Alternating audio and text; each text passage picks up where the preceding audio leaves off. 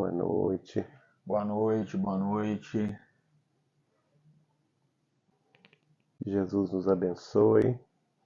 Qual que é o número desse culto? Já é o 50? Culto de número 59. 59. Quase chegando ao culto de número 60. Boa noite.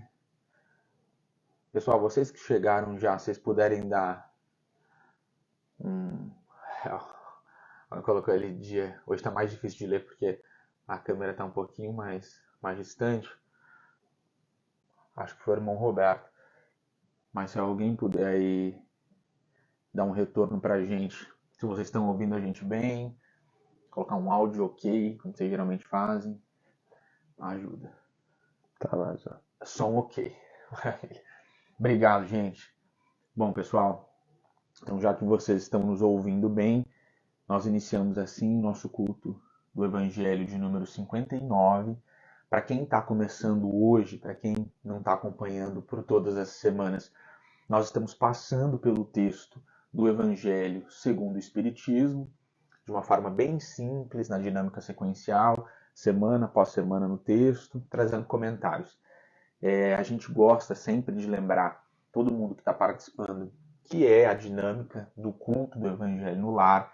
Então, para quem está precisando de um auxílio na saúde, algum auxílio na família, é sempre interessante deixar um copo de água, uma jarra de água, para que eles sejam fluidificados pelos espíritos, crendo sempre que nós todos recebemos aquilo de que os nossos espíritos realmente necessitam. Quer falar alguma coisa? Só dando as boas-vindas a todos e que nós estamos entrando hoje no item A ingratidão dos filhos e os laços de família. É o único item cuja inserção Allan Kardec escolheu no Evangelho segundo o Espiritismo, e comentando essa questão da família espiritual e da família corpórea, tendo como autor um instrutor espiritual, Santo Agostinho. Que é Santo Agostinho. Essa é Santo Agostinho. É a única comunicação espiritual que Kardec escolheu para inserir neste capítulo do Evangelho.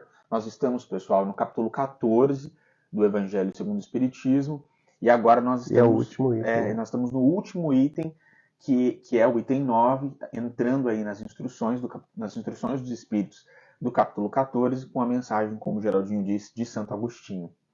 Então é aí que nós estamos posicionados. Quer falar mais uma coisa? Então, fazemos a prece e iniciamos. Bom, gente, então nós faremos uma prece, pedir a Deus proteção, auxílio, entendimento. Pedir a todos também que estão passando pelo problema da dengue. Pedir, né, pessoal, pelo problema da dengue. Nós temos a nossa querida Célia, da Linha de Luz, e a irmã Joyce. A Joyce está passando também, então a gente vai mentalizar aí muita cura, lembrando que Jesus é, com certeza, sem dúvida, o médico dos médicos. Vamos lá, gente.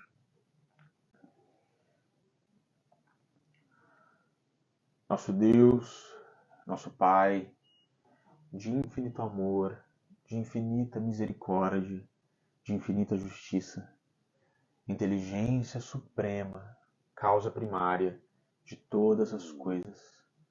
Jesus, nosso divino amigo, nosso Senhor, Salvador e Redentor, Príncipe da paz, meigo nazareno, o médico dos médicos, a luz do mundo, o pão da vida, o Cordeiro Santo, o Cordeiro de Deus, o amado das nossas almas. Em teu nome, Mestre, nós nos reunimos aqui, nesta manhã, nesta noite de hoje, sempre, Jesus, rogando as tuas bênçãos em nosso favor, sem as quais nós não conseguimos seguir em frente.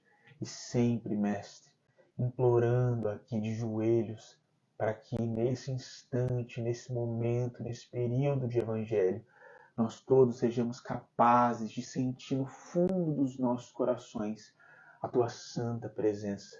Nós sempre te imploramos, Jesus, para que, apesar da dureza dos nossos corações ainda, da rebeldia dos nossos espíritos, nós sejamos capazes de registrar a presença do teu Santo Espírito, Nessa hora, Jesus, na noite de hoje, nós nos reunimos aqui lembrando de pessoas muito amadas pelos nossos corações, lembrando, Jesus, aquilo que o profeta Malaquias nos disse a teu respeito, que do Mestre, do Messias, do enviado, do Cristo de Deus, viria toda a cura de que nós precisamos. E nós acreditamos, Jesus, do fundo dos nossos corações, que o teu toque é capaz, Jesus, de trazer toda a cura física e espiritual de que nós precisamos. Então, mais uma vez, de joelhos, nós rogamos, Jesus, para que o Senhor encoste em nós, para que esse toque milagroso mude as nossas vidas para todos sempre, Mestre, porque nós sabemos que o teu nome santo, Jesus Cristo de Nazaré, tem todo o poder para curar e libertar e trazer toda a paz de que nós precisamos agora e sempre. Nós queremos ainda, Jesus, lembrar de todos os nossos irmãos e irmãs que estão sofrendo, aflitos, desesperados na vida, sem saber por onde caminhar, passando pelo vale da sombra da morte. Nós sabemos, Jesus, como disse o salmista, que nessa hora nós podemos olhar para cima, para além dos montes e crer que do céu vem sempre o nosso socorro. Nós sabemos, Jesus, que a tua presença é esse conforto bem presente na hora da aflição. Então ajuda-nos, Senhor, a aguentar todo o fardo, porque como o Senhor nos disse, com o Senhor todo jugo é suave, todo fardo é leve. E quando nós estamos atravessando os nossos momentos mais difíceis, nós precisamos, Jesus, que o Senhor nos dê a mão para que nós tenhamos esperança para atravessar todo o vale, todo o deserto. Assim, Jesus, que a paz que habita inabalável no teu coração seja transmitida para os nossos corações, trazendo a certeza às nossas mentes de que tudo passa nessa vida e de que só o teu nome santo é suficientemente poderoso para reinar para todo sempre. Mais uma vez, Mestre, nós queremos te agradecer por tudo que o Senhor tem feito por nós. Jamais, Senhor, teríamos palavras, mas fica aqui o nosso muito obrigado. E mais uma vez, de joelhos, Jesus, nós te dizemos que nós te amamos muito, com todas as nossas forças, com todo o nosso coração. E diante desse amor nós te pedimos, Mestre, ajuda-nos a trabalhar aqui na terra para um dia estarmos diante da tua presença como servos honestos e fiéis. Assim, Mestre, com todo amor, com todo carinho, com toda gratidão, lembrando a tua imagem, nós nos colocamos de joelhos espiritualmente e te dizemos mais uma vez e por toda a eternidade: Hosana a Deus nas alturas, bendito é aquele que vem em nome do Senhor. Bendito és tu, Jesus, por toda a eternidade. Sê conosco, Mestre, agora nesse Evangelho e para todos sempre. Que assim seja.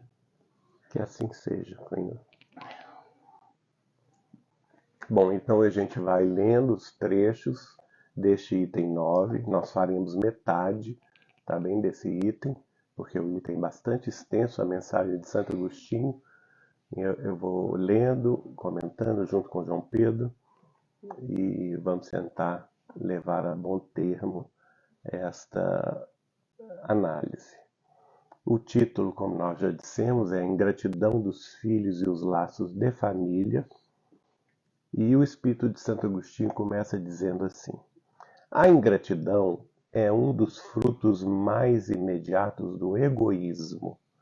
Revolta sempre os corações honestos, mas a dos filhos para com os pais apresenta caráter ainda mais odioso. É especialmente desse ponto de vista que a vamos considerar para analisar suas causas e seus efeitos. Nesse ponto, como em todos os outros, o Espiritismo projeta luz sobre um dos grandes problemas do coração humano. Então, de princípio, o Espírito de Santo Agostinho já demonstra que a ingratidão ela é filha do egoísmo, seja em qualquer nível, né? E aqui ele fala que existe uma agravante. Essa agravante é a ingratidão dos filhos para com os pais. E que neste caso específico, ela chega a ser odiosa. Por quê? Uma razão muito óbvia, né, gente? Eu sei que muitos de nós podemos ter tido problemas de outras vidas, que é o caso que ele vai analisar, não é que o Espiritismo lança luz nova sobre um dos grandes problemas do coração humano, que são as aversões recíprocas, as dificuldades de relacionamento que muitas vezes nós encontramos ao reencarnar numa família não afim conosco, com o nosso espírito, e sabemos que vivemos num mundo de resgate, de provas, de expiações ainda. Estamos sim melhorando a passos largos, a caminho da regeneração, mas ainda não atingimos a regeneração. Vivemos ainda no processo de resgate, de reajuste, de paga mesmo dos malfeitos que fizemos em outras vidas. Esse círculo da vida, não é? Pelo qual a cada um sempre é dado segundo as próprias obras, reflete no presente aquilo de mal feito que nós fizemos no passado. E no caso das famílias em reajuste, claro que aqui que nós temos que fazer uma exclusão, não é, gente? Que são aquelas famílias que se amam profundamente. São aquelas famílias que pai, mãe, filho são unidos, se amam, se ajudam uns aos outros, sem problemas de relacionamento. Essas famílias não estão sendo consideradas aqui, obviamente, pelo Espírito de Santo Agostinho, nem pelo comentário de Allan Kardec. Aqui ele vai abordar naturalmente os problemas familiares que surgem já no berço, as aversões, as antipatias naturais que surgem entre filhos e pais, entre filhas e mães, e vice-versa, né?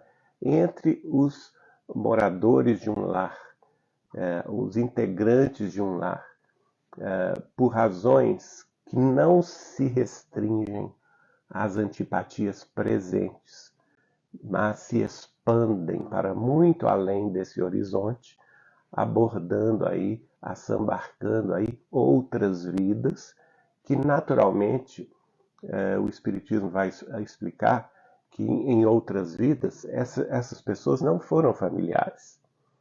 Ao contrário, muitas delas foram inimigas, foram uma antipática à outra, uma perseguindo a outra, e assim sucessivamente. E como nós sabemos que nós precisamos de um caminho de paz, de reajuste, muitas vezes no mundo espiritual, antes de nós reencarnarmos, a gente pede essa prova ou essa expiação para tentar arrumar o meio de campo espiritual a fim de darmos bem com aqueles a quem detestávamos no passado, não é?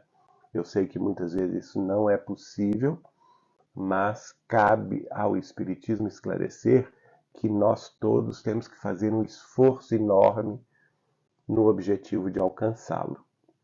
Pessoal, eu acho que é interessante começar falando sobre a ingratidão, complementando tudo que o Geraldinho já trouxe. A ingratidão é um problema muito sério, e essa definição Kardec traz aqui, um dos frutos mais imediatos do egoísmo, é algo para a gente refletir muito, porque a ingratidão ela vai gerar na pessoa que sofreu a ingratidão uma dor muito grande. Em outra oportunidade no Evangelho, Kardec chega a falar para nós que a ingratidão é mais difícil do que a prova da miséria. Você levar uma ingratidão quando você ama, gente, uma pessoa, você faz de tudo por aquela pessoa e você leva uma ingratidão de volta, essa é uma prova ou uma expiação. Isso é muito difícil, pessoal. Então a gente não pode, a gente precisa se esforçar, como o Geraldinho está trazendo, para suprimir as nossas más tendências e não agir de forma ingrata. A gente não vai entrar nisso agora, porque a gente já falou muito sobre isso, mas é bom lembrar que no último momento, quando Jesus fala, Pai, perdoa-lhes porque não sabem o que fazem, era uma lição de perdão contra a ingratidão, perdoando a ingratidão dos apóstolos. Então, pessoal, vejam, na última hora, Jesus dando um exemplo supremo do perdão de algo muito difícil, que era a ingratidão das pessoas com as quais ele andou, as quais ele tanto amou. Então, acho que o primeiro ponto é admitirmos todos aqui que a ingratidão é um problema muito sério. A gente não pode seguir esse caminho. Agora, entrando nessa questão sobre a qual o Geraldinho falou, da dificuldade muito orgânica que se apresenta muitas vezes nas famílias, e às vezes, como o Geraldinho falou, algumas famílias se amam, e é comum também que dentro de uma família, alguns componentes se amem muito, mas dentro dessa mesma família existam componentes que não se suportam, como o Geraldinho comentou. Agora, pessoal, tem um ponto importante. Quando Jesus fala sobre a transição planetária nos evangelhos, nos textos evangélicos, nós temos que, no fim dos tempos, o pai se entregaria contra o filho, a nora contra a sogra, as irmãs contra as irmãs, os irmãos contra os irmãos. Então, essas antipatias das quais nós estamos falando aqui, supostamente se aumentariam no momento, emergeriam no momento da transição planetária. Isso é o que o Cristo traz para a gente.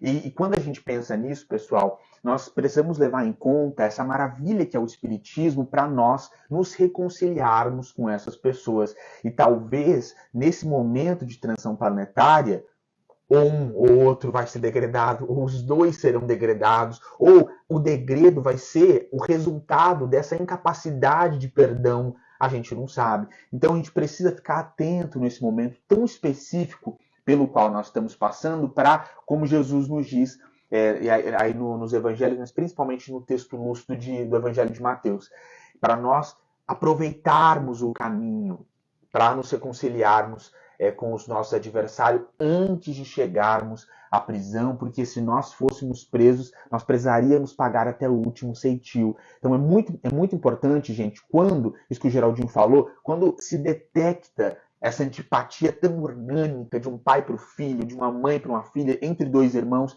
quando isso é detectável, ou quando isso é detectável, a pessoa já percebeu que existe, que um esforço bem considerável seja nutrido ali para que isso possa se resolver. E aí, gente, nós não estamos falando aqui, isso é importante, sobre humilhações, sobre a pessoa ficar dando murro em ponta de faca. O que nós estamos falando aqui é não nutrir esse sentimento de ódio, não dar lado para a vingança.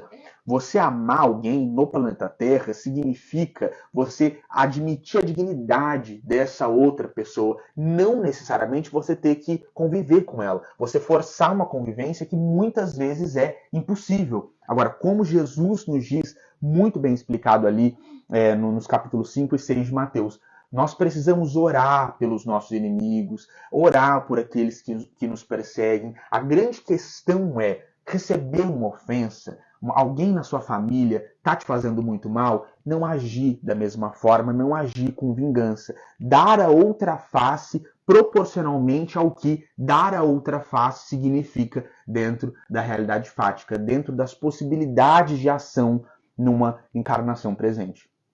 Isso.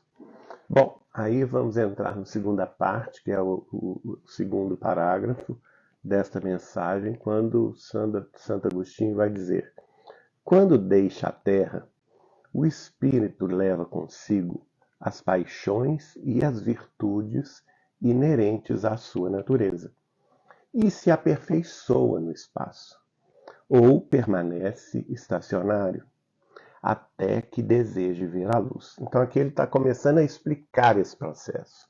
Como que se dá essa escolha da reencarnação de provas e expiações entre familiares que vão reencarnar para tentar se reajustar, não é? Então ele começa lá no início. O espírito vai desencarnar aqui na Terra, teve uma vida. Esta vida ele teve problemas, não é? Problemas seja com amigos que se tornaram inimigos, sejam com vizinhos, com partidários, com conhecidos, no âmbito político, no âmbito social, no âmbito religioso, no âmbito da atividade profissional, né? Ele vivenciou alguns desajustes, então ele vai partir dessa terra levando esses desajustes consigo. E também aquilo que ele conquistou, né, que são as conquistas culturais, intelectuais, morais, éticas, enfim, tudo aquilo que ele conquistou no campo do sentimento e do conhecimento, ele leva consigo. Por isso que ele fala, ele leva consigo tanto as paixões quanto as virtudes inerentes à sua natureza. E chegando no espaço, ele tem no espaço aqui ele está considerando o plano espiritual, viu gente? O espírito não fica solto no espaço, não. É bom que a gente esclareça isso. São planos de vida fora do corpo físico, que são planos de vida perfeitamente inteligíveis e bem organizados. Aliás, muito mais do que o nosso, né? Porque os espíritos nos falam que a nossa vida terrestre não é mais do que cópia imperfeita da vida verdadeira, que é a vida espiritual. Eu queria fazer um comentário do que você está falando, que eu vi esses dias, pessoal, um filósofo muito conhecido no Brasil, falando sobre, assim, zombando um pouco a literatura espírita, porque supostamente, ele até falou assim, vai ter até Ministério Público no plano espiritual. Isso que o Geraldinho está falando, gente, é a maior verdade. Nós somos uma cópia deles e não o contrário. É o contrário. Como se a Terra fosse mais importante do que o plano espiritual. Mas isso é materialismo. Esse é o problema das doutrinas materialistas, né? Que elas consideram que a vida terrestre é o centro do universo. Exatamente. Quando nós sabemos que isso aqui não é nada. Isso é apenas um estágio probatório, que nós tivemos data de ingresso e teremos data de saída. Passagem está na mão. Passagem, só não sabemos a data, porque os espíritos, por caridade, não nos dizem isso. Né? Então, nós temos que considerar a Terra, a vida terrestre, como uma escola, você falou, ou como um hospital, ou mesmo como uma prisão, para alguns casos. Né? Então, esse educandário, vamos dizer assim, a Terra é um grande educandário. A gente teve data de início, que foi a nossa reencarnação, lá antes da concepção mesmo, o projeto da reencarnação, né? O restringimento perispiritual, até o nosso perispírito se adaptar à concepção no ventre de nossa mãe terrestre, e a partir daí nós assumimos uma nova vida, desenvolvemos-nos. Durante a infância a gente está muito suscetível à influência dos pais, mas já na adolescência o nosso espírito começa a se mostrar. E aí, inclusive, é o momento que muitas das nossas aversões surgem. Exatamente. Justamente por isso que o Chico Xavier brincava que a adolescência poderia ser também chamada de aborrecência. Porque é aquele aborrecente mesmo. Ele vai, se ele se indispôs com o pai em outras vidas, ele vai ser um aborrecente do pai. Ou o contrário, se indispôs com a mãe ou com os irmãos, né? Então, daí a necessidade de educação. Exatamente. Daí a necessidade que a família, quando recebe um entezinho novo, desde o ventre materno, tem que abraçá-lo com amor, com fé, com esperança, com educação firme. Né? Hoje em dia a gente vê assim, uma educação muito solta. Isso não é bom para a educação do espírito. É comum a gente ver, inclusive, pais dizendo, quando meu filho tiver 18 anos, ele decide, ele escolhe o caminho religioso. Não, gente, não caiam nessa armadilha das sombras. Isso é a armadilha das sombras. Por quê? É a responsabilidade dos pais, sim. A educação moral, ética e religiosa dos filhos desde a sua concepção. Desde a concepção. Né?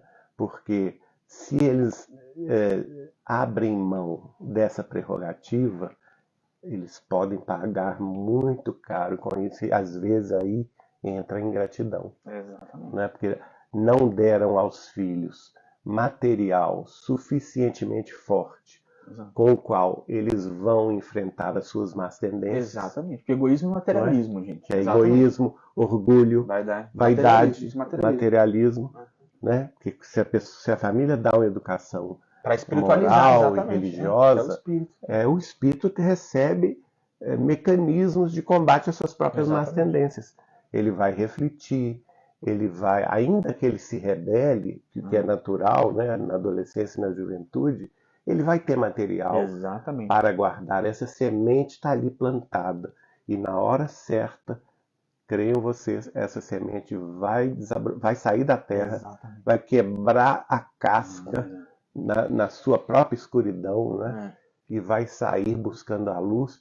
E quem sabe no futuro vai dar frutos a 100 por 1, beneficiando os próprios pais e os familiares. Então, isso é muito importante. Só quero fazer um comentário sobre isso que você está falando. Pessoal, isso que o Geraldinho está falando da educação é muito importante. E os pais precisam entender essa educação até como uma forma de caridade para os filhos.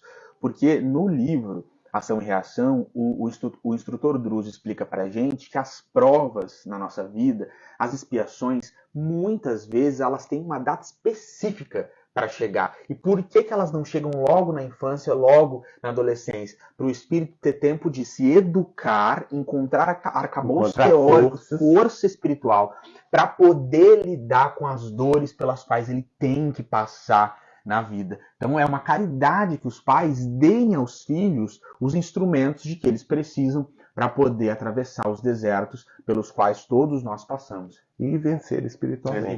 Porque o objetivo da vida na Terra, gente, é vencer espiritualmente. Exatamente. Não é se dar bem materialmente, não é funcionar conforme a lei de Gerson, né? Levar vantagem em cima dos outros. Uma preguiça que nunca passa. Exatamente. Né? Não é se acomodar no sofá, no comodismo da hora, não é? O objetivo da vida terrestre é a evolução espiritual. Nisso nós devemos centrar todas as nossas energias e forças.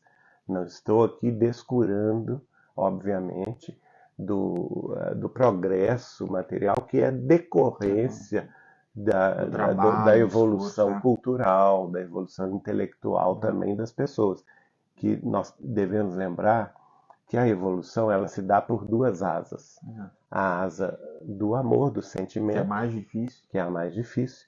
E aí é que entra a influência religiosa, porque a fé nada mais é do que o amor a Deus, né? E do outro lado, o conhecimento e a sabedoria, que é adquirido também à custa de muito esforço. Com certeza. Ninguém adquire cultura, ninguém adquire um diploma profissional sem estudar, sem passar horas e horas de dedicação, anos e anos de estudo. O próprio espiritismo tem uma demanda de leitura, né? De exatamente. estudo. Então, nós vamos evoluir pelas duas asas, da razão, do conhecimento, da sabedoria de um lado, e de outro lado, do sentimento, das emoções, do amor por outro. Bom, então voltando aqui a esses primeiros passos que o Espírito Santo Agostinho nos mostra, nós vamos ver que o Espírito chega, então, no mundo espiritual. Ele tem duas condições.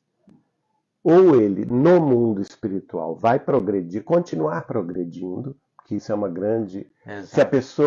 Se o espírito ele tem boa vontade de aprender, progride. A morte não significa o fim de nada. Como se adquire débitos, pessoal. Se adquirem débitos no plano espiritual. Exato. Isso é uma coisa específica. Ou créditos também. Ou débitos ou créditos. É que às vezes a pessoa pensa assim, é um obsessor no plano espiritual. Vai ter que pagar pelo que ele está fazendo? Sim, claro. Gente. Vai ter que pagar pelo que ele está fazendo. Mas eu digo assim, a pessoa desencarna. Se ela tem boa vontade de continuar evoluindo e aprendendo, ela vai ser matriculada em colônias de estudo, de observação, de meditação, de elevação espiritual, de trabalho. Aliás, o Chico Xavier brincava conosco, pessoal, que quem está encarnado é que está de férias. Olha só. As férias dele. As férias do espírito muitas vezes é aqui na Terra mesmo. Porque você está afastado de muitas muitos problemas, muitos conhecimentos de seus desvios passados, não é, que estão provisoriamente suprimidos de nossa memória profunda. Então, é uma questão interessante. Então, quando nós chegamos ao plano espiritual, a gente continua evoluindo, continua progredindo. Isso é um dado, se a pessoa tem em si a boa vontade. Do outro lado, se não tem a boa vontade, aí vem a má vontade espiritual, que é a preguiça, né, que é o tédio, que é a revolta, que é o ódio, tudo, a vingança. O espírito estaciona. Ele diz claramente isso. Né? Ou nós levamos conosco as nossas paixões e virtudes inerentes à nossa natureza e nos aperfeiçoamos no espaço, ou, do contrário, permanecemos estacionários no mundo espiritual até que nós desejemos ver a luz. Então, até que a gente passe. Por isso é que, às vezes, as pessoas não entendem que o sofrimento nos planos mais baixos da vida espiritual é muito grande. Aquilo que o João Pedro estava falando. As consequências do mal que você fez, você vai colher no mundo espiritual. O choro e o ranger de dentes, né? Jesus já falava isso. Exatamente, sobre os quais Jesus falou. Né? Isso é sério, pessoal. Às vezes o próprio espírita, por estudar bastante o plano espiritual, gente, os espíritos, e até tem uma revelação nesse sentido também nesse livro, Ação e Reação, psicografado pelo Chico. Muitas vezes, pessoal, os espíritos nos poupam de detalhes para não criar imagens mentais muito assustadoras para nós. O Druso fala no Ação e Reação que o que acontece numa tragédia de avião é tão terrível que ele nem poderia falar no livro o que é o plano espiritual nessa hora. Porque quem tem mérito é retirado. Agora, quem não tem, o sufoco ali é tão grande que as pessoas nem imaginam o que pode advir. E só antes da gente continuar, pessoal, que o Geraldinho falou essa questão da vontade, é bom lembrar que no livro do André Luiz, Evolução em Dois Mundos, do qual você gosta muito, né? Sempre fala dele. Adoro. Eu adoro esse livro. No Evolução em Dois Mundos, o André Luiz explica pra gente que a vontade, e o Emmanuel também fala sobre isso no Pensamento e Vida, a vontade é o gerente de todas as áreas da mente, né? O cérebro é a expressão imaterial, mas da mente, atributo do espírito. Então, sem vontade de mudar, de fazer, como o Geraldinho está falando, de trabalhar no plano espiritual, o caminho é estacionar mesmo. Por isso que muitas vezes que as pessoas que participam de reuniões mediúnicas de desobsessão, elas ficam surpresas com a manifestação de certos espíritos que estão ainda vivendo na Idade Média, que estão ainda vivendo nos problemas de Roma antiga. Por quê? Porque eles não tiveram forte a vontade no mundo espiritual de superar os próprios problemas.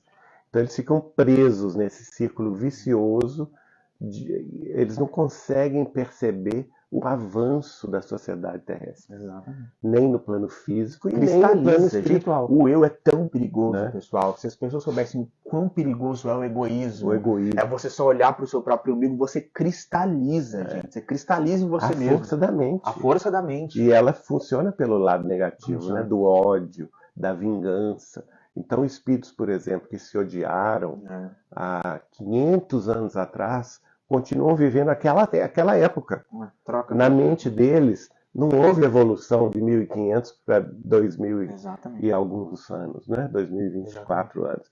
Então eles estão lá ainda vivendo 1500, porque eles estão presos àquele ódio. Presos na fazenda, né? Às vezes, né? Presos na Inquisição, presos nas cruzadas, aqueles ódios milenares, muitas vezes, né? Então, existe isso, a pessoa fica estacionada, isso não é regressão, viu, gente? Muita gente... Bom explicar, exatamente. Eu tenho recebido muitas questões das pessoas em dúvida. Que relacionam o degredo à regressão, explica isso. Exatamente. Pedindo explicações que o degredo não seria... Porque nós falamos aí diversas vezes sobre o degredo que está lá no último capítulo de Allan Kardec, do último livro, o último capítulo do livro A Gênese, os Milagres e as Predições segundo o Espiritismo, que é o último livro de Allan Kardec, publicado em 6 de janeiro de 1868.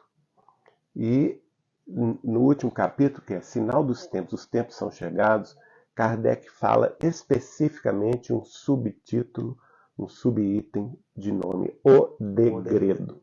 Então, quando os mundos, ele explica rapidamente isso, quando os mundos, como o que nosso mundo está vivendo hoje, o planeta terrestre, chegam, que eles também progridem, assim como seres individualmente falando, as coletividades, as suas nações e os seus mundos também chegam àqueles momentos cruciais de transformação, nos quais eles já atingiram uma massa crítica suficiente, né, que não é todo mundo, é uma massa crítica suficientemente forte para levá-los um passo adiante, um degrau adiante na escala evolutiva. Para trocar o paradigma do materialismo para a espiritualidade. Nesse caso nosso, da regeneração terrestre, nós estamos deixando o paradigma do materialismo para trás para assumirmos o paradigma novo da espiritualidade.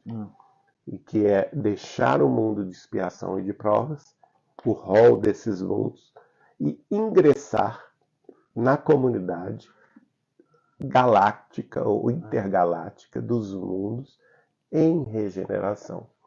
Então, nesse processo de mudança, Kardec fala assim, os espíritos retardatários, aqueles que impedem a sociedade de progredir, e quem são eles? São os espíritos dedicados aos crimes, aos vícios, ao materialismo sistemático. Exatamente. Às guerras. Veja bem, eles têm que ser degradados, eles têm que ser afastados desse mundo para que esse mundo se livre dessas injunções negativas, né, essas influências nocivas, ou seja, já chegou o basta. Não tem como. Né? Você não vibra mais ali. Exatamente. O basta, ele vem de cima. Exatamente. É como se vocês forem ler o livro Os Mensageiros, que descreve determinadas zonas purgatoriais do mundo espiritual, né? Nós vamos ver lá que chega o momento do fogo purificador. E isso é decidido lá em cima. Então, as colônias espirituais dessas zonas mais baixas, elas são avisadas com antecedência. E elas funcionam como uma grande nave. Elas ligam lá os seus motores e saem, porque vem do alto fogo purificador para aniquilar aquelas vibrações negativas daqueles planos, né? E os espíritos que são deixados lá sofrem com isso, né? Então vejam que a situação é muito complexa. É muito sofrimento, gente. Né?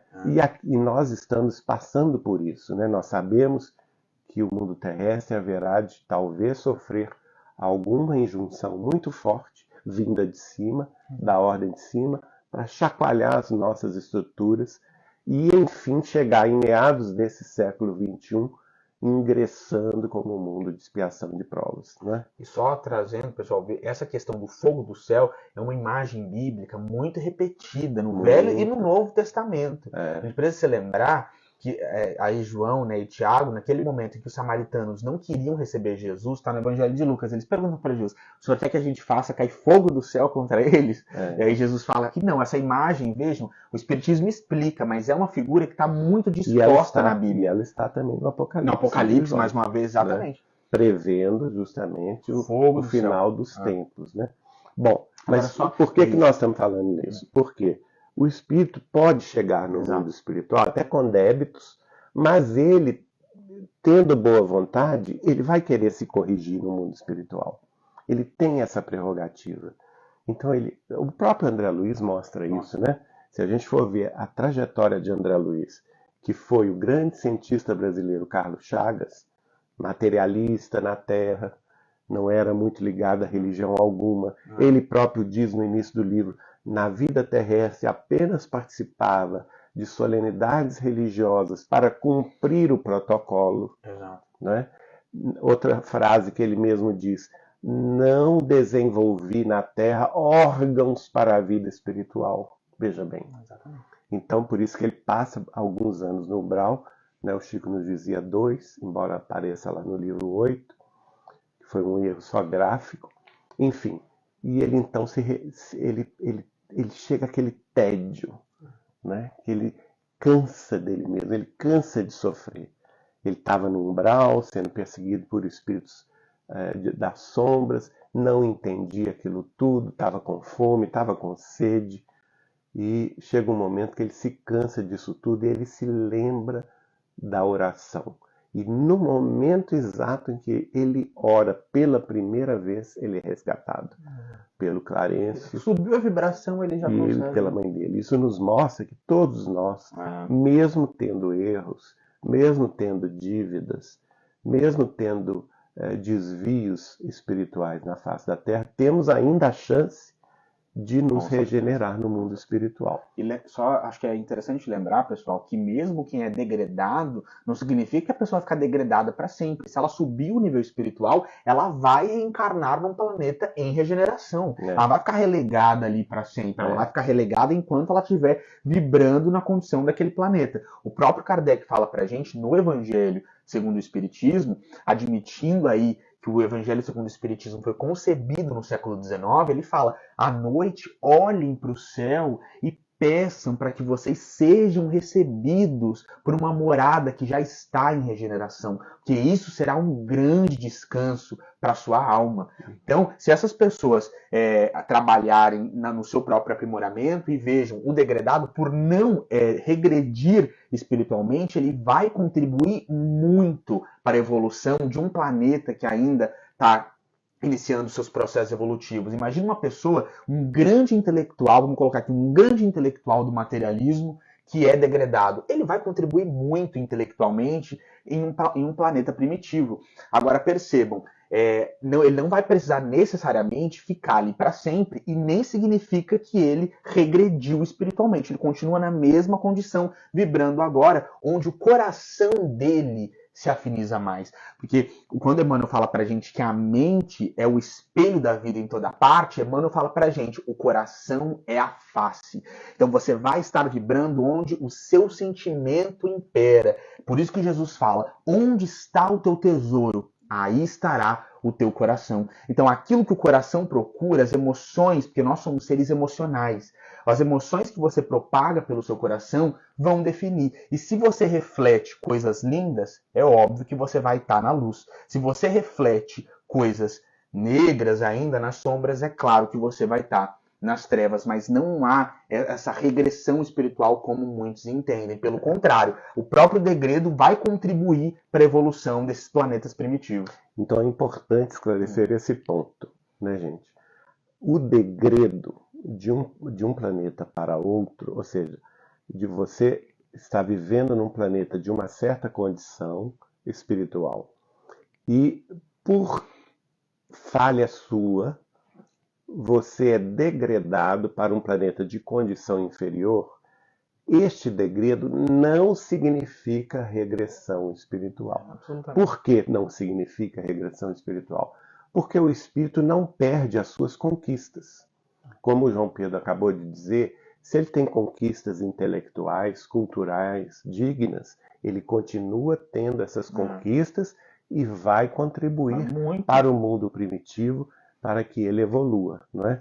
Mesmo se ele tem alguma conquista moral superior ao mundo primitivo, essa conquista vai também permanecer com ele, não é? Pode ser um grande missionário lá. E às vezes esse sofrimento do degredo, que está muito bem caracterizado na Bíblia, na figura de Adão e Eva, tentados pela serpente do mal a comer a maçã do pecado, que é a figura bíblica, lá da Gênesis de Moisés, retirados do jardim do Éden, né, foram expulsos do paraíso perdido, nada mais é do que o degredo. Agora, em chegando na Terra, eles fizeram aqui uma revolução. Quanta coisa, né? Através da psicografia de Chico Xavier, por exemplo, o Espírito de Emmanuel vai nos dizer que essas raças adâmicas, que Adão e Eva não são figuras humanas, são representações simbólicas de grandes sociedades que vieram degradadas de Capela para a Terra e que se configuraram aqui em 4 grandes civilizações: a civilização ariana primeiro, a civilização hindu, a civilização egípcia e a civilização hebraica. E fala sobre os egípcios terem voltado. Exatamente. Dessas 4, os arianos se misturaram com os hindus, formando a civilização indovédica ou indo-ariana, da qual todo o Ocidente procede, né? Nós sabemos que a sua língua máter, que é o sânscrito, é a língua máter de mais de 190 idiomas do Ocidente, do Oriente Médio até o Ocidente, e todas as civilizações europeias, também do Oriente Médio e do continente subindiano, eles procedem, né, dessa corrente. Nós tivemos, e eles permanecem na Terra até hoje, né? Nós sabemos por informações espirituais, a civilização egípcia, que foi a terceira a vir, que se situou ali ao longo do rio Nilo, foi a única que, em sua grande maioria, retornou à capela, quer dizer, cumpriu o seu objetivo de expiação, degradados para a terra, mas retornaram para a capela. Mas é muito interessante que no capítulo da civilização egípcia, lá no final, no último parágrafo, Emmanuel dá uma revelação fantástica, que ele diz o seguinte: antes deles voltarem, Jesus os convocou. Se eles quisessem, eles poderiam ficar e ajudar a Terra na sua evolução espiritual. Alguns aceitaram o convite de Jesus.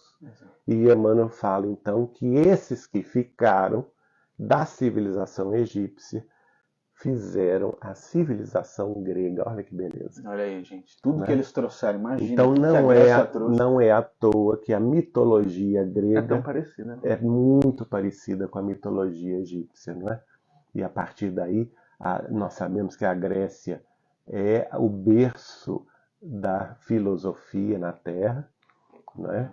E a partir daí também nós sabemos que depois Emmanuel vai dizer que a civilização grega migrou para a França, para a Gália, formando a grande influência francesa no mundo, que originalmente ela é filosófica, né? Honrando o seu patrimônio espiritual. E nós temos que lembrar que o nosso Allan Kardec, né, o nosso querido Chico Xavier, na Grécia foi Platão, e na França, nas Gálias, por 2 vezes viveu lá, seja como o sacerdote druida Allan Kardec, ou seja, como o próprio codificador Allan Kardec, trazendo que a filosofia espírita, a terceira revelação. Então vejam vocês, esses que resolveram ficar na Terra colaborando com a evolução espiritual da Terra. Fizeram, exatamente. Então não é absolutamente regressão da igreja. Não, absolutamente. Não confundam isto. Bom, mesmo porque, gente, não existe a regressão espiritual. O progresso é a lei. O espiritismo, a pessoa pode... O espírito, a evolução do espírito, que é imortal, ela é sempre para frente. Ele pode, no máximo, estacionar. Ele pode estacionar, mas regredir, né? Nós temos filosofias passadas, como, por exemplo, dos incas, dos maias e dos próprios egípcios, que consideravam, por exemplo, que o espírito ruim, a pessoa ruim, poderia reencarnar num corpo de animal. Os judeus. Né? Os judeus também. Os judeus também defendem. Que é a chamada mentempsicose. Exatamente. Né? A mentempsicose. Isso não ocorre, isso não é uma realidade. Talvez eles tiveram essa intuição de assim retratar o assunto no próprio degredo. E nas questões relativas à licantropia, à zootropia. Exato. E aí eles, por verem esses espíritos plasmados, né, ou plasmando o seu perispírito como um lobo no plano espiritual, achavam, nossa, voltou a virar um lobo. Não é o caso, é só o perispírito que está naquela condição. E nós sabemos que isso é fruto temporário de uma hipnose negativa, né? Que não é uma realidade. Você vê que o negócio é perigoso. Os espíritos humanos, eles serão sempre não, eles serão humanos quando desencarnarem, e vão progredir na direção de um dia se tornarem espíritos angélicos. Exatamente. Mas nunca nós vamos regredir a espíritos animais, jamais, né? A escada do progresso é sempre aquela escada de Jacó. Um degrau após o outro, sempre infinitamente para cima.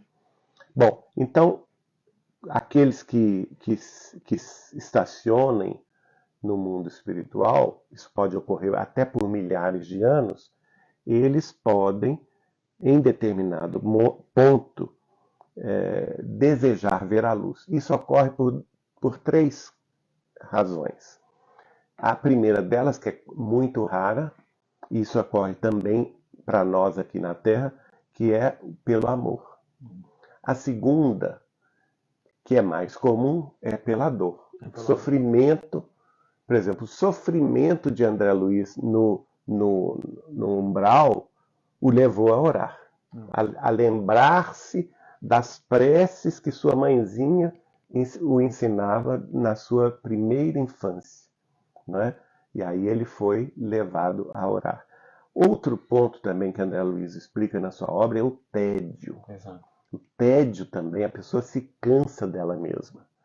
Então é a angústia, a pessoa não sabe porque está sofrendo, é aquela angústia, ela está cansada de si mesma. A tristeza sistemática, o tédio, nada tem graça na vida. Isso também é uma forma de impulsionar a pessoa a sair desse seu umbigo, desse seu egoísmo e desabrochar para a vida espiritual, né? Quando ela sente o tédio, isso, ela consegue conectar com o espírito que vai ajudar. Ela vai, em algum momento, ela vai orar. É uma libertação que a gente vê isso. Né? E essa libertação espiritual, gente, necessariamente, ela vem com a humildade da oração. Com certeza. Porque a oração, em sua última análise, é uma humildade do espírito. Reconhecer que Deus é Deus. Reconhecer que ela não está dando conta de si mesma e que ela precisa de ajuda. Então essa humildade leva o espírito a se reajustar consigo mesmo e também a se conectar com seus guias, mentores, amores de outras vidas. E aí ele vai ter a informação sendo levado, resgatado para colônias espirituais mais equilibradas. Ele vai ter informação do seu passado, dos seus erros. Ele vai ter a noção do quanto ele errou e humildemente vai pedir o reajuste. E aí é que entra a questão da família, que nós atrasamos um pouco, mas foi necessário. Acho que essa volta é importante. Os espíritos às vezes nos levam, né, a dar um encaminhamento para que a gente tenha assim, uma visão mais ampla do assunto. Então, no mundo espiritual, ele vai reconhecer, puxa, eu fiz mal a fulano, né? Eu desejei tanto ficar com o meu amor, que é a fulana, né? E tinha como meu rival um ciclano. E fui para aniquilar esse meu rival, eu o matei para ficar com o meu amor, né? E eu estou sentindo uma culpa muito grande por esse assassinato e eu preciso me reajustar com ele. Aí ele faz a promessa, e esse espírito também que foi assassinado também está nas sombras, também está no umbral. Aí ele ajuda no resgate desse espírito. Aí ele pede perdão a esse espírito. Inicialmente, naturalmente, existe um embate, existe a aversão. Nós temos alguns casos de André Luiz, o caso Segismundo, né? Um dos livros de André Luiz que mostra bastante isso. Então, aí há aquele ajuste aparente ali, no qual a amada vai voltar à vida física com o seu marido, mas eles vão receber o ciclano como filho. Olha só, aquele que matou vai receber como filho, vai devolver a vida física àquele a quem ele tirou a vida física no passado. Né? Olha, vê se isso não é um reajuste maravilhoso. É uma paga. A misericórdia divina funciona aí. Funcionando. E aí, neste caso, quando acontece isso, é natural que logo no início, na barriga da mãe, esse espírito já rejeite o pai. Porque ele sente que foi o ofensor, que foi o agressor, que foi quem o liquidou em outra vida. Né? É natural, inclusive, que durante a gravidez, a mãe, a esposa, tem aversão ao marido. Rejeite o marido, aí começam os problemas. Aí nasce a criança, o pai tem ciúme do bebê. Parece, vira uma complicação. A gente vê muito isso em relatos de psicólogos, psicanalistas, psiquiatras que estudam esse caso, dessas rejeições súbitas. Né? E só para vocês que tiverem interesse lerem, que isso que o Geraldinho está falando é muito importante, muitas famílias passam por isso. Quem explica isso é o Espírito Clarencio no livro Entre a Terra e o Céu. Exatamente. Explica muito bem. E nós vamos ver ao contrário também, quando é a mãe que tem rejeição, por exemplo, a uma filha. Ela está recebendo às vezes... A filha ama o pai, né? A filha ama o pai. Então ela está recebendo, na verdade, no ventre materno, quem? Está recebendo uma rival. Né? Muito comum. E aí tem a rejeição, o ciúme, a rejeição materna ao filho. Nós tivemos na família casos desse, né? Uma tia nossa que rejeitou totalmente a primeira filha, não quis nem saber de apamentar. Minha avó acabou criando. Né? Por quê? Porque aquela que está vindo foi no passado uma rival. Né? E ela rejeita. A rejeição pós-parto é muito também comum. Muito. Gente, isso é tão sério que olha como o planejamento da espiritualidade se manifesta. Que no próprio direito penal, o estado puerperal, ele é um atenuante da conduta da mãe. Olha, porque isso é muito sério, gente. Às vezes a mãe ela vai ter um ódio daquele espírito que reencarnou tão grande que a gente tem os casos, infelizmente, de infanticídio, da mãe tentar matar o próprio filho. E o contrário também, né? O pai.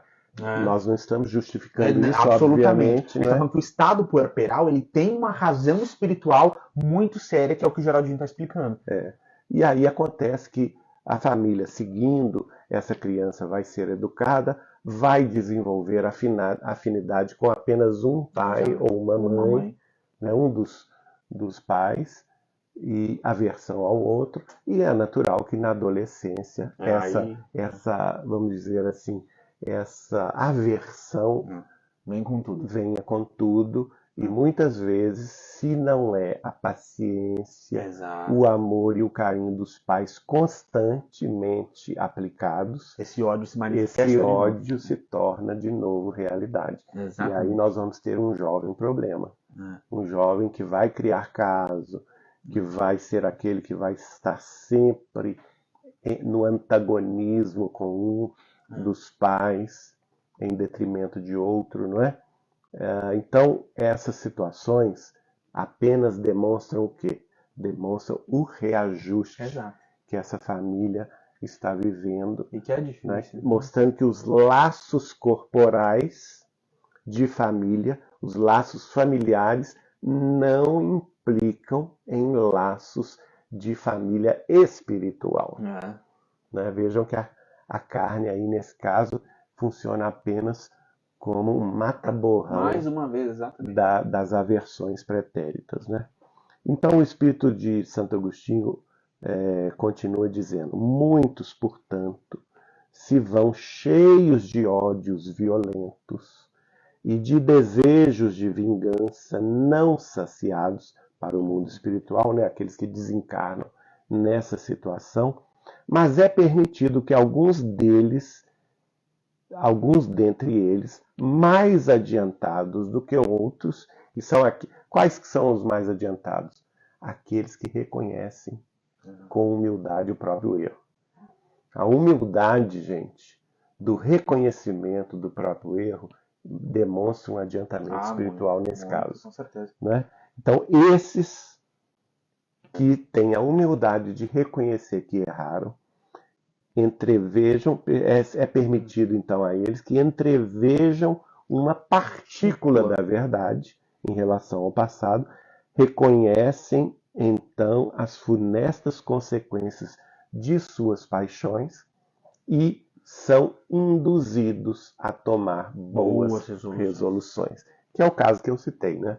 Aquele que matou reconhece que errou, se mortifica por isso, quer o reajuste, busca o ofendido, busca pedir o seu perdão, tenta uma nova reencarnação, na qual ele vai dar a vida àquele a quem a vida ele tirou, e assim começa o processo de reajuste. Então, compreendem que para chegarem a Deus, ou seja, para a sua evolução espiritual, só há uma senha: caridade. Então, olha só, a primeiro requisito da evolução espiritual, mesmo dentre aqueles que erraram muito, é a humildade de reconhecer o próprio erro.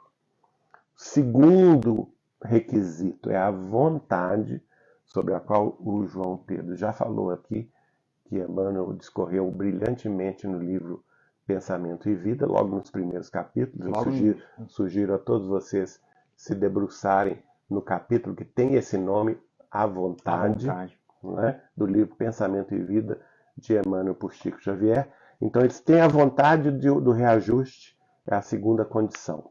Aí é concedido a eles. Porque, gente, Deus nunca vai deixar de nos amparar nas boas resoluções. Jamais. Quando nós, espíritos falidos, espíritos ainda endividados, nos decidimos à própria regeneração, as portas divinas se abrirão em nosso favor. Exatamente. Como Jesus fala pra gente no Evangelho de Mateus e no Evangelho de Lucas: aquele que bate, a porta será aberta. A porta será aberta. Batei e abrir-se-vos-á. Né? Não tem Buscai e achareis. É sempre quem pede, recebe. Quem pede, recebe. E aí eles são, sim, protegidos pelos seus guias, mentores, amores de outras vidas e induzidos a tomar essas boas resoluções, compreendendo que, para chegarem a Deus, só há uma senha: a caridade. Aí vem a terceira condição. A caridade, gente, é o amor em movimento. Serviço ao próximo. É o serviço ao próximo. Qual que vai ser esse serviço? Formar uma família terrestre, próxima, numa próxima encarnação, na qual eles venham a receber os espíritos com os quais eles tiveram problemas como filhos. Ou às vezes acontece como cônjuges. Como cônjuge acontece. Né? Acontece também. Por isso que a maioria dos casamentos na Terra são casamentos de provas e expiações. O Emmanuel fala no livro Vida e Sexo que, passados os primeiros tempos dos encantos, né, logo os espíritos se reconhecem em reajuste. E isso faz parte desse processo todo. Agora, o que deve prevalecer? A caridade, o amor em movimento. E esse amor em movimento, ele pressupõe também outras questões.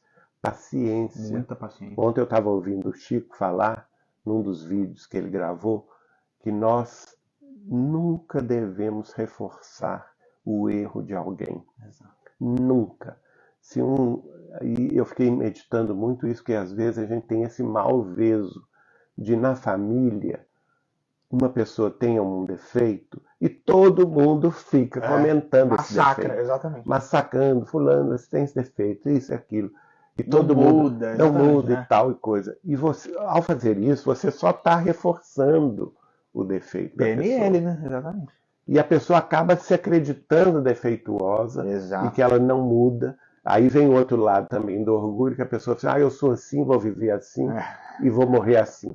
É a lei de Gabriela, né? A síndrome de Gabriela. Então, o Chico falando com muita sabedoria, a gente não deve nunca falar, repetir, reforçar o erro de alguém, principalmente na família, porque você acaba aumentando esse erro, né? Olha. Então, isso aí é caridade.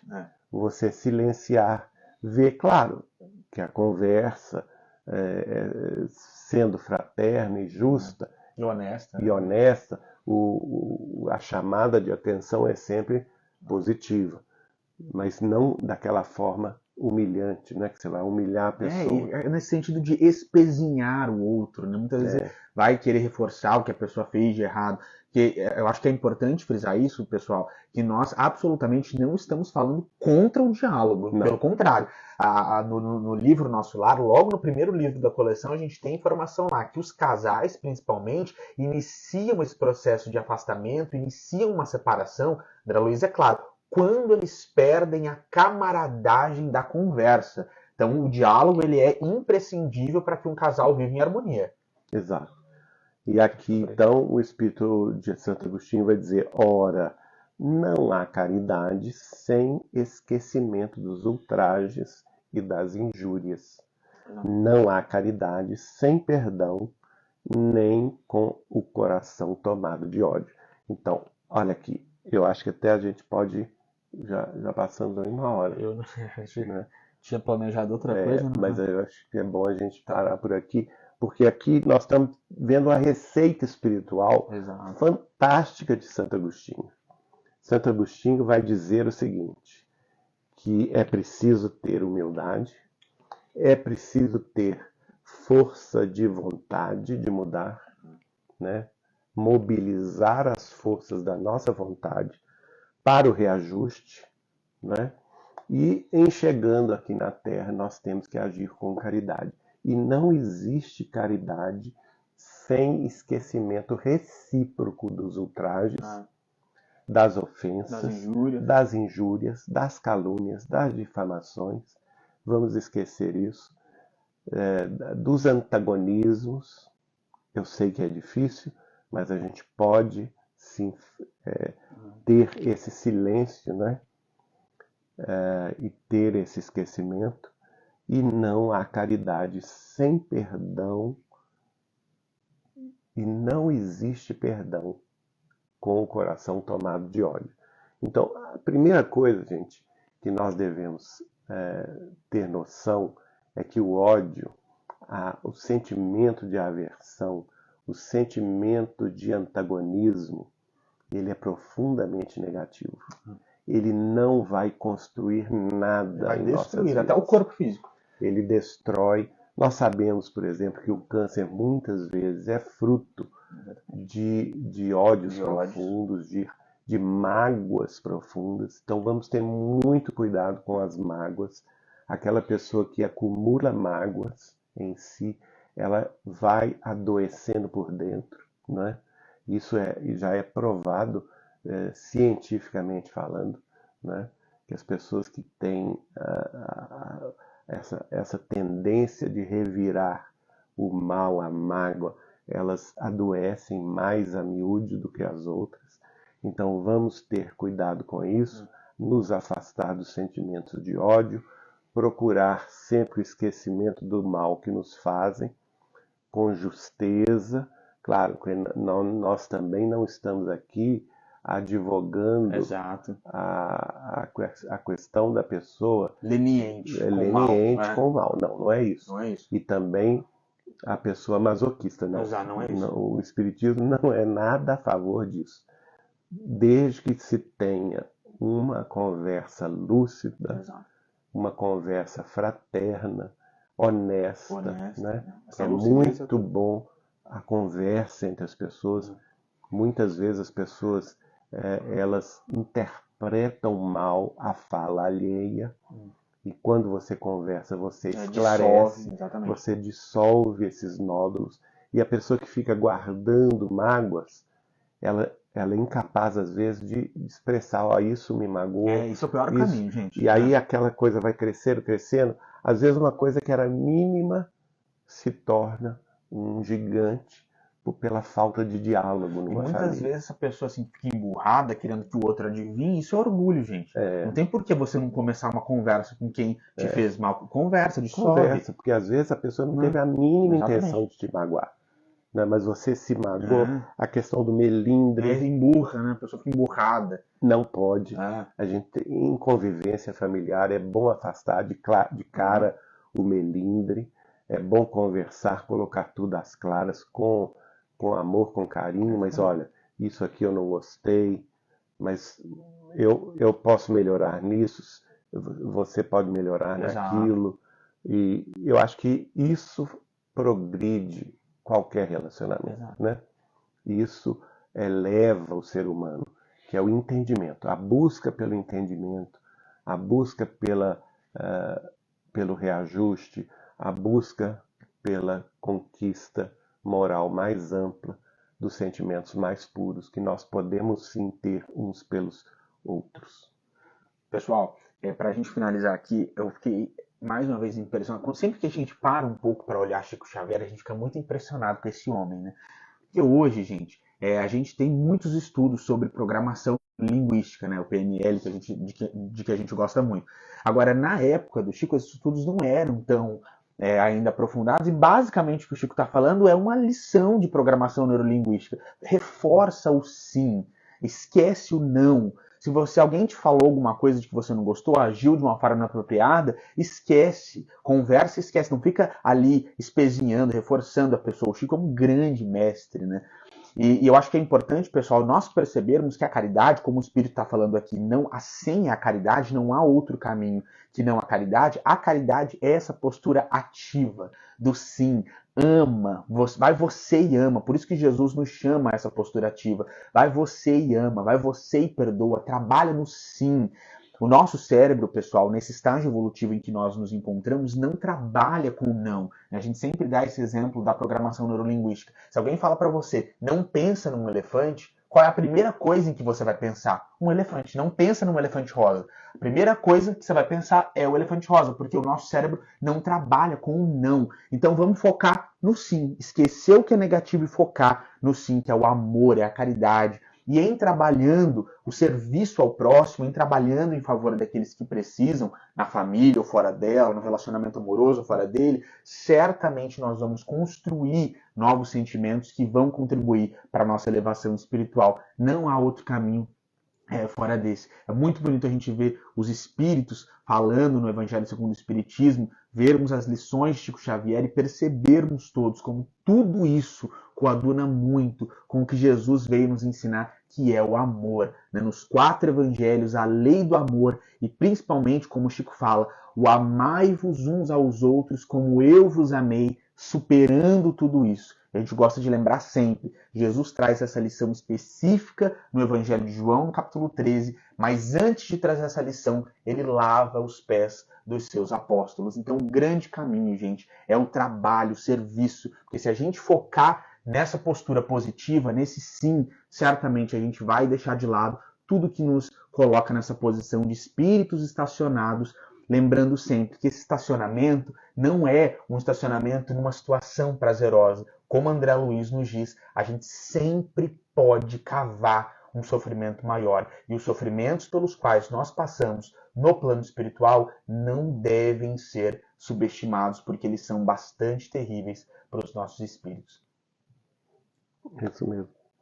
Podemos, então, a gente vai, né, parar por aqui. Conseguimos fazer 3 parágrafos só? Acho que 2 parágrafos. 2 parágrafos. 2 parágrafos. Mas isso é o ritmo que a espiritualidade determina, né? E também não temos pressa. Vamos estudando esse tema.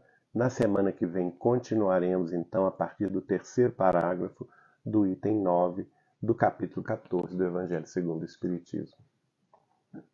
Bom, pessoal, então, lembrando todo mundo que a reprise, né, do estudo, o estudo ele é reproduzido também no nosso canal do YouTube, TV Saber Espiritismo.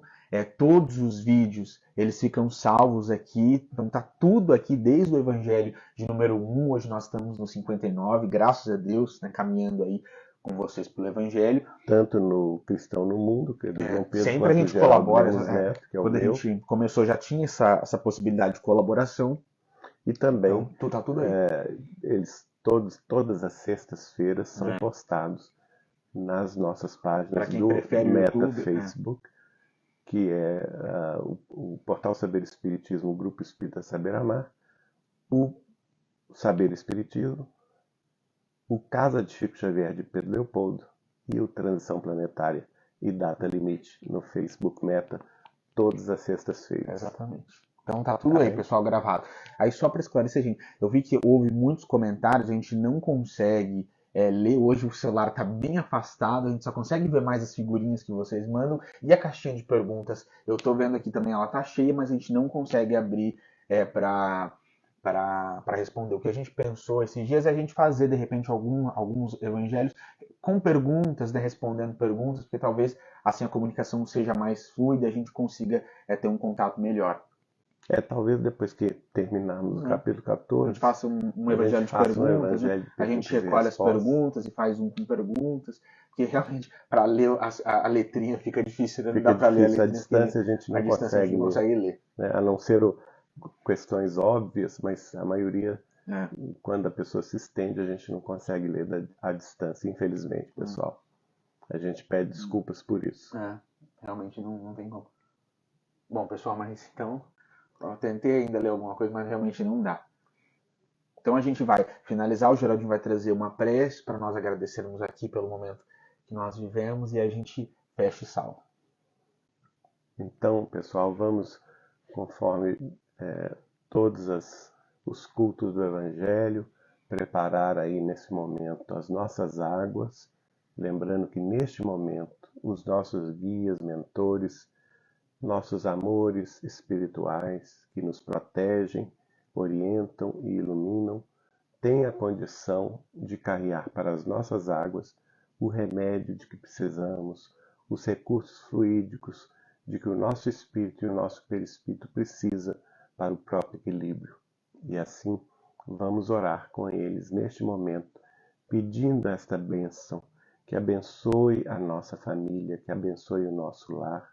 Estamos pedindo, tendo em vista o tema de hoje, em benefício a todas as famílias terrestres, em benefício a todas aquelas familiares, aqueles familiares que vivem as provações, as expiações, das desavenças, dos desajustes, das antipatias. Vamos pedir que todos, onde quer que se encontrem, recebam os eflúvios de paz e esperança, de renovação e conhecimento superior, imprescindíveis para que vençam as tentações do antagonismo, para que superem entre si os entrechoques desnecessários na existência terrestre e caminhem firmes, intimoratos, desejosos de vencer a si mesmos com humildade e caridade, tendo firme a vontade de superarem os próprios obstáculos na direção de uma harmonia mais perene, de uma tranquilidade mais serena, de uma paz familiar mais tranquila, a fim de que todos possamos, sim,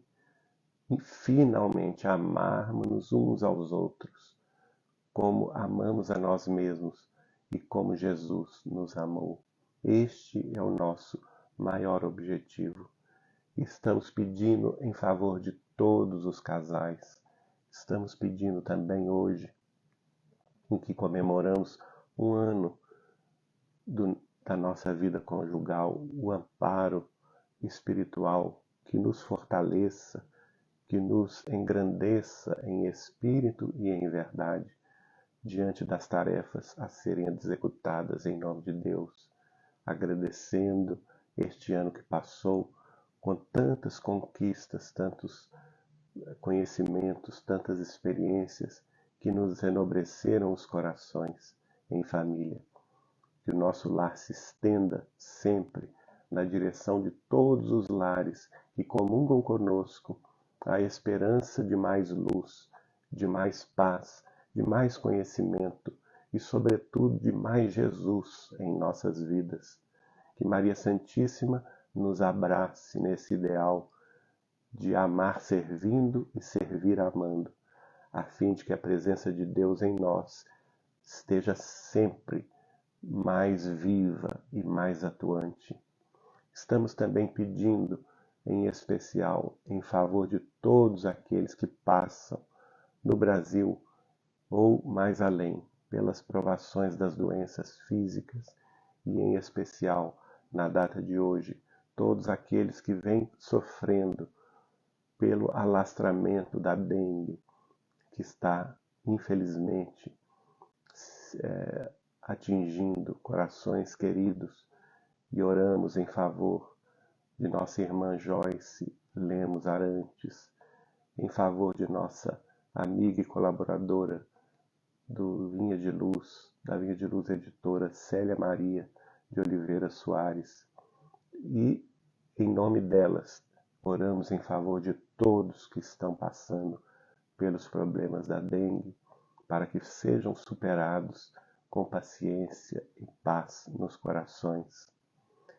E Jesus, estamos nesse périplo, conhecendo nações, conhecendo cidades, muitas vezes diversas daquela que nós amamos tanto, que é o Brasil, mas, ao mesmo tempo, identificando nessa diversidade a unidade de teu amor. E por isso te pedimos abençoar a Nova Zelândia e a cidade de Auckland, que nos recebe, a fim de que todos sejam, por ti, Senhor, protegidos e abençoados em teu santo nome. E em nome de Deus, nosso Pai, que assim seja. Que assim seja. Graças a Deus. Bom, pessoal, como o Geraldinho mencionou, hoje, né, aqui 15, mas no Brasil 14, marca um ano do nosso casamento no civil. A gente só pode agradecer por todas as orações de vocês, por todo o apoio, por toda a companhia que nos é oferecida, por tudo que nos é ofertado, por tantos amigos e amigas com os quais a gente tem dividido aí o espaço na internet, com muita gratidão. Então a gente encerra aqui agradecendo vocês, e semana que vem, na quinta-feira, às 8h30, nós estaremos juntos mais uma vez. Abração!